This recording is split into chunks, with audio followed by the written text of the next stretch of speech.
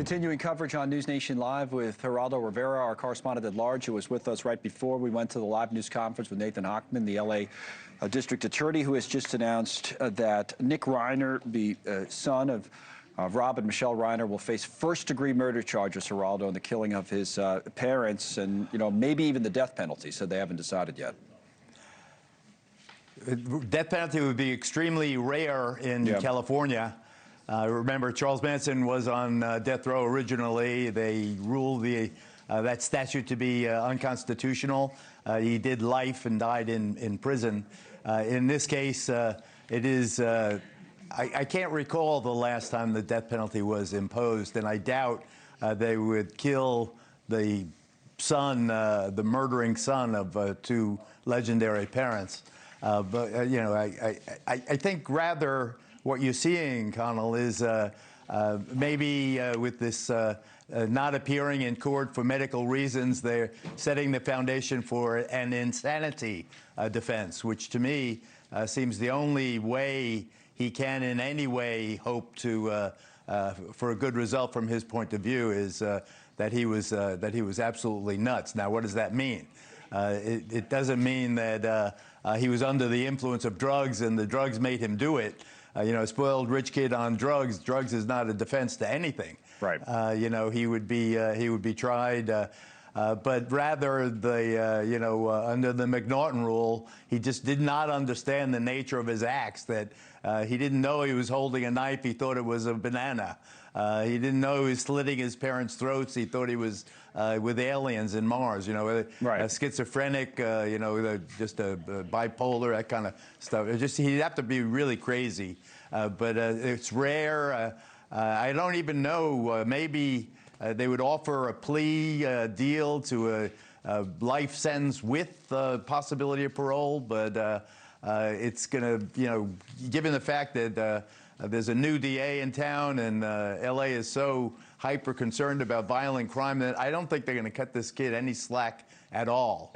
I was shocked yesterday when I heard that he had a $4 million bail. Because he had bail at all was the issue. The $4 million, $40 million, presumably if you're connected enough, you can come up with cash, to meet bail. But anyway, there's no bail now.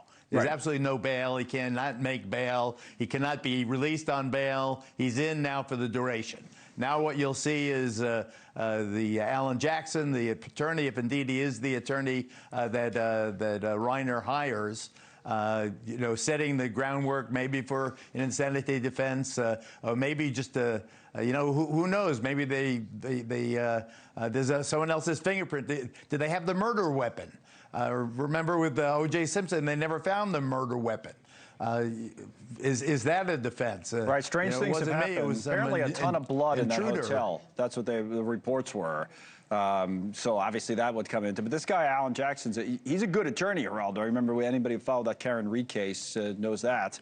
For what it's worth. And, it did sound like earlier today he was already setting it up in terms of some sort of a mental, illness defense when, he said that they had to delay the hearing today because of clearance issues. And then Hochman, you could tell he was being careful when he was asked about it. He said he'll be arraigned when he's medically cleared and that, he wouldn't go into anything else in terms of mental health. So the defense can present it if they have it in terms of evidence. But it seems like that's where Jackson's going. And yet, if indeed he was bleeding in the hotel or motel where he was when he was arrested, that would kind of negate his insanity defense. He escaped, or he was fleeing. He goes to the hotel with the blood. I'm sure it can't be. When you stab someone, when you're in a knife fight, generally speaking, there's some of your blood they're not professional assassins. So you're stabbing, you're cutting, you're slitting. You often cut yourself.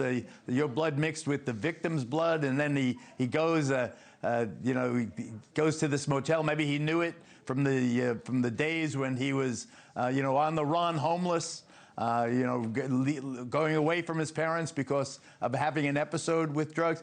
Everyone thinks they could beat heroin. No one beats heroin. No one.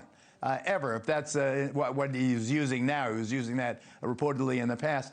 They have an arrogance. I can control it. And then guess what? Next week you need it more than you needed it the week before, and the next week, and the next week. And it gets harder and harder and worse and worse.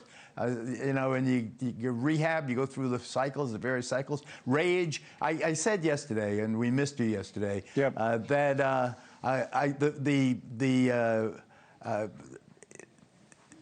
this is so sad because they tried so hard to help him.